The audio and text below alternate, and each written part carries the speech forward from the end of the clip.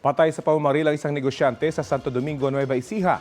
Damay sa krimen ang kanyang driver at kasambahay na kapwa ring nasawi. Balitang hatid ni Jonathan Andal.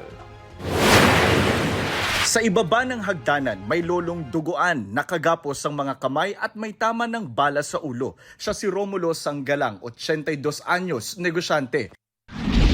Ang kanyang katabing lalaki nakaupo, nakagapos din ng kamay, may tama ng bala at pinuluputan ng alambre sa leeg gamit ang screwdriver. Siya naman ang driver ni Sanggalang na si Theodore Sanggalang.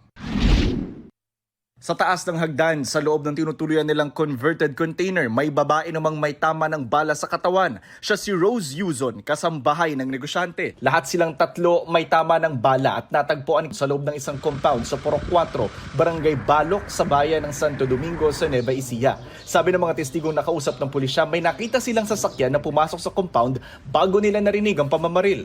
Base po dun sa statement ng isang witness, dalawa pong lalaki yung bumaba sa isang sasakyan kulay gray na SUV daw po. Meron naman tayong plate number na nakuha na po. Dito po kami sa San Miguel, Bulacan, sir, at dito po namin huling namataan, sir, through CCTV, sir.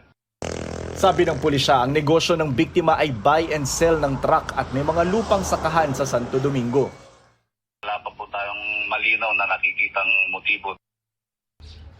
Nadatnan ng mga pulis na nakabukas sa mga pintuan ng sasakyan ng biktima. Tila hinalughog din ang mga gamit sa loob ng container. Sabi ng pulisya, nawawala ang isang lisensyadong baril ng negosyante, pati na ang cellphone nito at ng kanyang driver. May mga CCTV camera daw sa loob ng compound pero binaklas daw ng mga salarin ng DVR o ang digital video recorder. Kaya wala ngayong makuhang footage sa loob. Nagpunta na sa pulisya ang anak ng biktimang negosyante. Tumanggi muna siya magpa-interview pero nananawagan siya ng hustisya. Sa crime scene, may nakuhang 9mm na baril, mga magazine, samot-saring bala na may kasama pang suppressor o silencer na posibleng sa negosyanteng biktima ayon sa pulisya. May mga basyo ng kalibre 45 baril. Patuloy ang investigasyon ng pulisya sa motibo sa krimen at sa pagtugis sa nasa likod ng pagpatay.